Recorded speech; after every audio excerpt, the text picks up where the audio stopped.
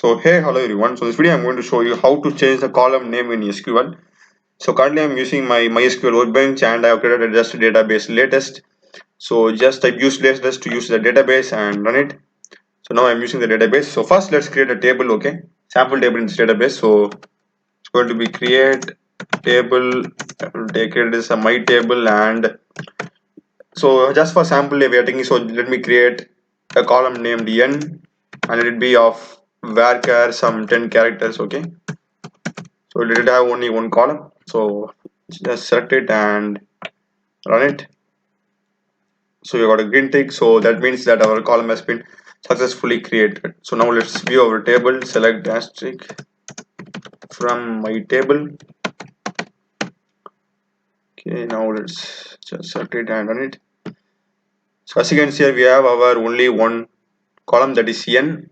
So we need to change this n to name. What we need to do is we need to use the alter. So we are going to use the alter keyword, alter then table, and then the table name. So our table name is my table. So just type my table, okay, and next type the keyword change, okay, change, change, and next we will be entering the column name that we are going to rename or change. So here it's going to be capital N and space, leave some space and type the column name that you are going to update with the existing name.